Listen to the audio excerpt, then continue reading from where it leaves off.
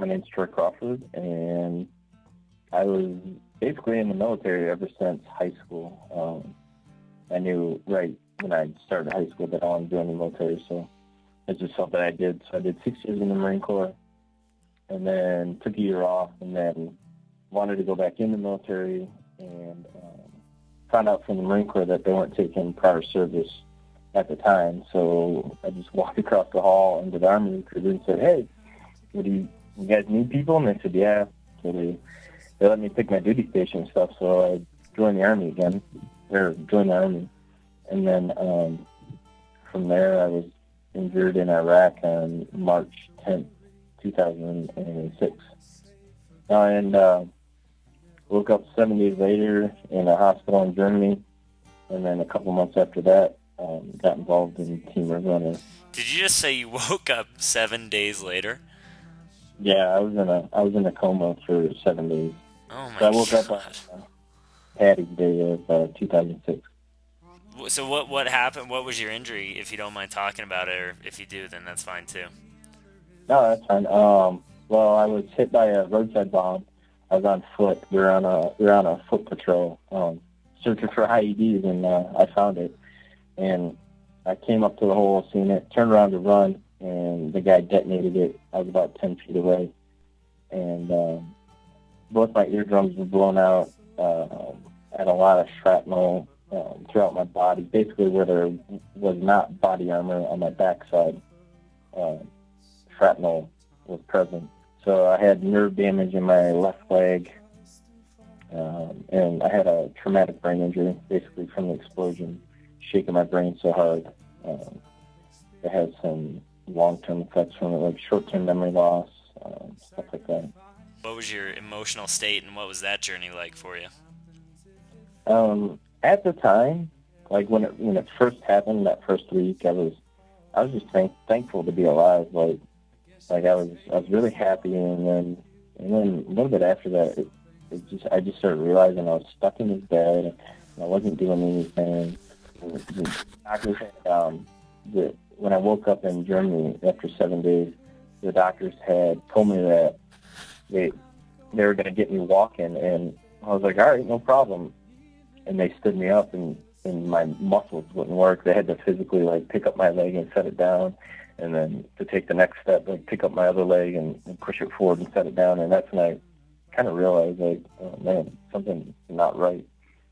So yeah, it took an emotional toll after a while. That I used to play football, and I used to wrestle, and I used to be very athletic, like skiing, snowboarding, stuff like that. So when I realized that it was going to be a struggle for the next couple of months, it was depressing. How did you find Team River Runner, and what was your introduction to that, and how has that affected your life since? Well, my introduction was I'd seen these flyers throughout the hospital that said come kayaking, and I'm from Michigan, and so I thought kayaking was getting in a wreck boat and paddling around the pond or something with your friends. And I had no idea anything about whitewater, and so I had seen these flyers around, and I had talked to my wife, and I was like, "Hey, I should try this sometime." And she was about to go back to finish up her last semester of school, and I was thinking about seeing one of these flyers, and I was coming from an appointment, and I seen the Team River Runner van in the parking lot, and this guy talking on the phone next to it, and it was Joe Mornini, the director of the program, and I was like, "Hey, are you that guy that does the kayaking?" And he's like, "Yeah." I was like, "Well, when do you guys do it?" He's like, "What are you doing in 10 minutes?" And I was like, "Nothing." He told me to go get my swim trunks, and I was like, "All right." So he ended up dragging me down to throwing me in a kayak, and I had no idea. Now I'm looking at this whitewater kayak that you have to squeeze into, and I was like, "I got to get into that." He's like, "Oh yeah, trust me." And so he gets me in it and puts a spray skirt on me. And he goes, "Do you trust me?" And I was like, "Yeah." He's like, "All right, hold your breath, and I'm going to roll you over." And I was like, "Okay." Teaching me how to roll that night, and I was like, "Oh wow, this is kind of cool." And so they invited me on a trip, and on the lower yacht, and I was in a shredder with another vet that had never been in a kayak either. So we shredded the lower yacht, and I was watching the rest of the vets like surf the waves in these kayaks, and they're running the rapids and flipping over and rolling up, and I was like, yeah, I want to do that. That definitely looks like something that I would love to do.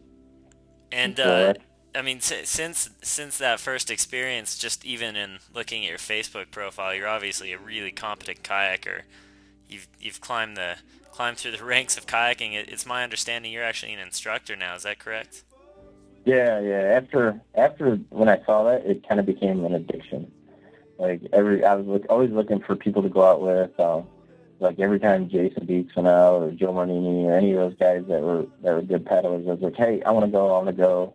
And so yeah, I kind of just I stuck with it. I pretty much go out 4 or 5 days a week, and ended up last year getting my ACA certification for whitewater. So now I can instruct up to, I don't know how, I think it's class 2. I can't teach. I gotta wait 2 years before I can take that class 3 certification. But Yeah, you're still doing better than most, man. So who are you? Are you volunteering now? Are you instructing for Team River Runner as well? yeah, I went from the student to the teacher. It feels good knowing that, like, when I get in the water, that I'm teaching other vets how to do what I started off doing, and hopefully that they can become just as addicted as I am now. How powerful can this program be for you guys coming out of such a tough situation? It's very powerful emotionally, just knowing that you see some of these guys. Uh, we have one guy in the program, Bill Johnston. He's missing both legs above the knee. He was injured in Vietnam, but he's still welcome in the Team River Runner program, and that's the thing. We're open to all vets, not just OIF, OEF. But to see this guy get in a kayak and run class 3, 4 whitewater is awesome. It's such a boost in confidence to know that, like, you get in a kayak and you get your spray skirt on, and these guys that are missing legs, they look just as normal as everybody else, and that's all they want to. That's all they want to do. They just want to look normal. They don't want people staring at them. And when you're running the whitewater and you're all on the same level, you don't have to look up to them from a wheelchair. You're all eye level in a kayak. And for me, it's been the closest that I've come to combat in terms of, like, adrenaline rush and like the feeling that you get without getting shot at. So it's a safe form. Hey, there's some countries you can kayak in where I'm sure you could still get shot at if you want. I read an article about Afghanistan, somebody whitewater canoeing in Afghanistan. I was like, those guys are nuts. You've done your time, huh? Yeah. Yeah, man. It seems like such a cool program to be able to. It just seems to fill a pretty big void from an adrenaline standpoint. And obviously, you guys are the finest athletes in the world, our servicemen, and so just to be able, a lot of times to be able to provide that outlet again seems like pretty important. It's awesome that you're teaching for it. What how do you go into the hospitals now and, like, talk to the other wounded vets and tell them about the program as well, or not? Yeah.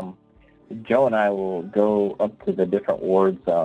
Ward 56 up in Walter Reed is primarily the amputee ward, and we'll bring them videos of some of the other guys running like Ohio Falls and stuff like that, and we'll show them, like, hey, you can do anything from fishing from a kayak all the way up to running waterfalls. And we get in there and we talk to all the vets, like guys that are going through PTSD and guys that are missing limbs, guys with TBI. We actually have one guy, we're waiting for him to heal a little bit more. He's blind. We want him to run the Grand Canyon with us next year. So that'd be so cool, man. So cool, Troy. Yeah. That's awesome, dude. It's one thing to go serve the country. It's another thing to come back wounded and then to step into a kayak and face that challenge and then to give it back to others. That's all pretty incredible stuff, dude. Personally, I want to thank you. It's funny. My wife and I were talking about it the other day, and I was telling her, I was like, as messed up as this sounds, getting injured was one of the best things that ever happened to me. Like, it was the worst moment of my life. It was one of the best things that could have ever happened to me because it introduced me to this awesome sport, and I'm so glad that it happened now looking back upon it. That's really cool perspective, man. I think a lot of people could benefit from hearing that from you.